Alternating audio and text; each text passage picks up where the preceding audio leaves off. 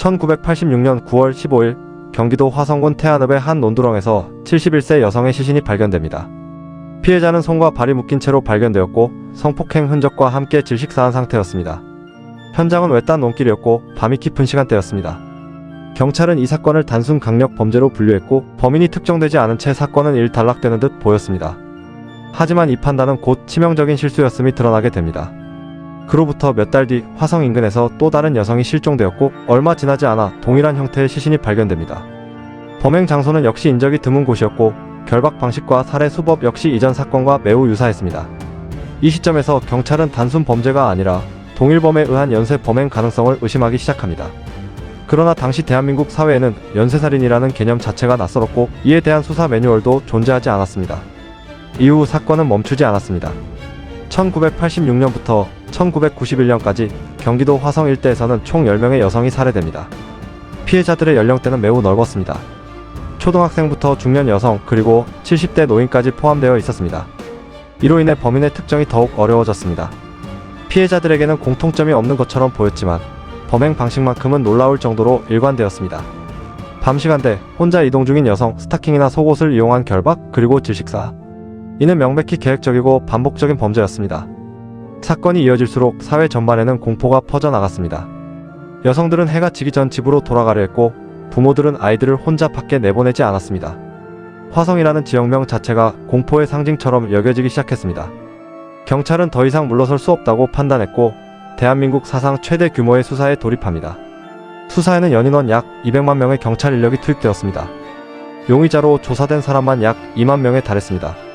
사건 현장 인근에 거주하거나 근무했던 남성들은 대부분 조사를 받았고 심지어 속옷을 강제로 제출받는 일까지 벌어졌습니다.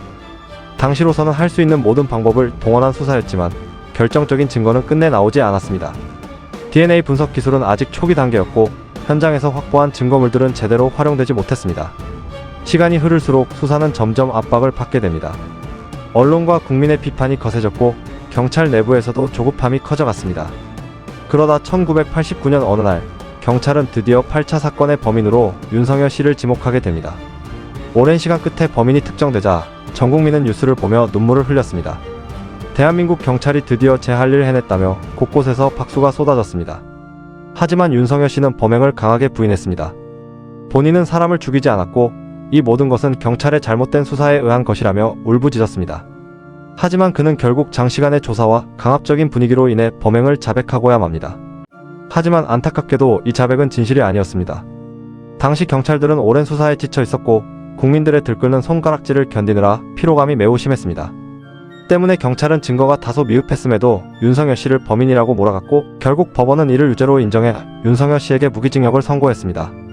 이후 윤석열 씨는 자신이 하지도 않은 범죄로 인해 20년 가까운 시간을 감옥에서 보내게 됩니다. 그는 젊은 날의 커리어와 가족, 친구, 그리고 파릇할 수 있었던 청춘을 송두리째 빼앗기고 만 것입니다.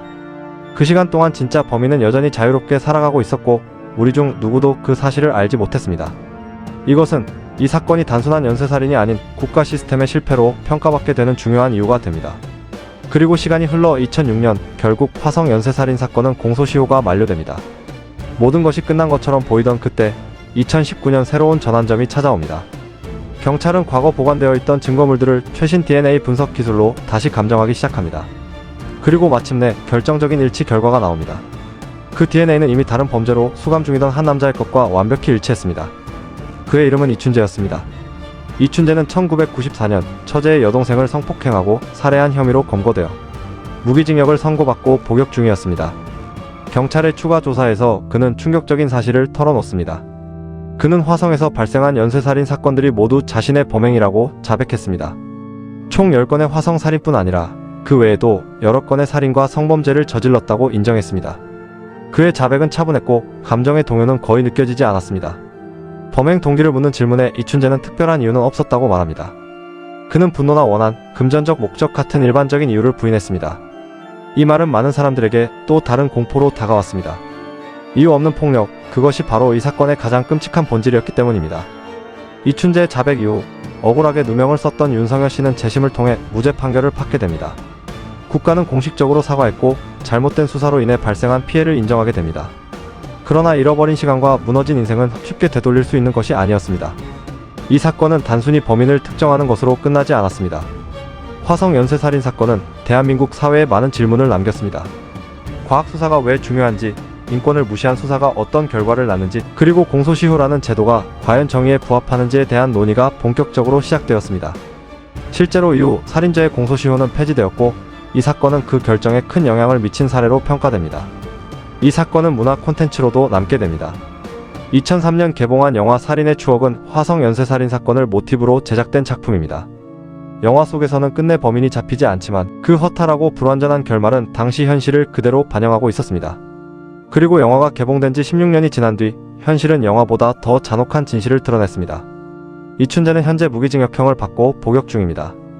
비록 화성 연쇄살인 사건 자체로는 법적 처벌이 불가능하지만 진실이 밝혀졌다는 사실만으로도 이 사건은 다시 기록될 수 있었습니다. 그리고 우리는 이 사건을 통해 한 가지 분명한 교훈을 얻었습니다. 정의는 늦을 수는 있어도 결코 잊혀져서는 안 된다는 것입니다. 여러분은 이 사건을 어떻게 기억하고 계십니까? 만약 그 시절 조금 더 과학적인 수사가 이루어졌다면, 조금 더 인간의 존엄이 지켜졌다면 이 비극은 막을 수 있었을까요? 여러분의 생각을 댓글로 남겨주시기 바랍니다. 구독과 좋아요는 잊히면 안 될 이야기들을 계속 전하는 데 큰 힘이 됩니다.